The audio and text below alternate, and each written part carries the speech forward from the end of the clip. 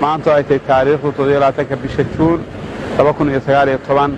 waxaan rabnaa in aan ku wareejino 2 gaari oo loogu talagalay in lagu kiciyo canshuuraha gobolka Mudug xisaabiyaha gobolka Mudug wasaaraddu iyo wasiirku u horeeyo waxay tageen gobolka Mudug waxay u kuurgalayeen sida loo kicinayo canshuuraha waxyaabaha problemska oo haysta gobolka waxyaabaha ka dhiman in canshuuraha la kiciyo waxaan tagnay Turdibi waxaan tagnay degmada Galdogob waxaan tagnay caasimadda gobolka Mudug ee Gaalkacyo waxaan noo soo baxay in loo baahan yahay in la dardar geliyo canshuuraha gobolka canshuuraha bariga gobolka Mudug waxaan maanta bixinaynaa 2 gaari xaajiyada ugu talagalay degmada Galdogob oo ah degmo aad ay u maraaneen baabuur tiro badan oo canshuur badan ay ka soo xarooto laakiin aan baabuurtu ay ku yarayd waxaan ugu talagalay in gaari xaajiyada aan u gadnay oo maanta ku wareejinayno iyo gaari yar oo loogu talagalay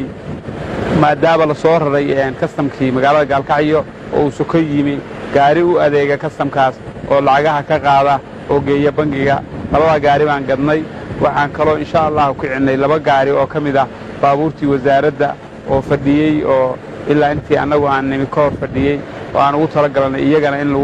lagu dardar geliyo canshuuraha waxaan la soo shirnay shaqaalaha wasaaradda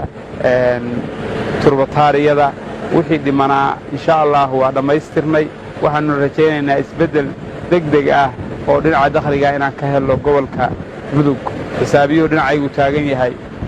waxay la tahay baahiyihii aad sheegateen markii aad heshaan waxa la idinka rabaa wixii idinkana la idinka rabay baa la idinka rabaa waxaan rajaynaynaa hadda way bilaabeen aad baan ugu mahadcelinayaa xisaabiyaha iyo shaqaalaha wasaaradda iyo ciidamada turbataariyada inay la dagaalameen oo ay ka hortageen jaadadkii barmuudada ah oo canshuurta la tagayay waxa ku dhaawacmay taliyay ciidanka turbataariyada ilaahay waxaan uga rajaynaynaa caafimaad dhakhtar baan u dirnay waana ka warhaynaynaa xaaladiisa ilaa inta uu ilaahay idankiisa noo ladnaanayo baabuurtii iyo wixii naga haleysmayna waa hagaajinay waana wadaynaa dadka canshuur diidka ah inaan haddii rabbi idmo aan gacan bir ah ku qabanno haddii rabbi idmo aad baan ugu mahadcelinayaa xisaabiyaha gobolka awaamirtii aan siinay oo ahayd waa in lala diriraa dadka aan canshuurta bixin canshuur diidka ah way fuliyeen haddana way wadaan waxayna noqonaysaa marka dambe in dadku ay u hoggaansamaan sharciga qof bini aadana oo sharciga ka weyn ma jiro baabuurtoodii baan haynaa hantidoodii baan haynaa qoryahoodii baan haynaa kulli maxkamaddaan geynaynaa wixii ay maxkamadda iyo sharciga ka helaan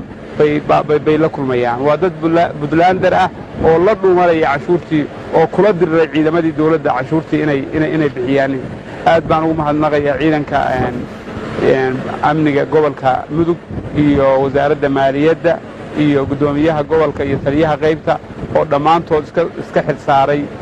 inay kiciyaaneen ama la diriraan canshuuraha dadka la fakanaya. Wassalaamu calaykum waraxmatullaahi wabarakaatuh.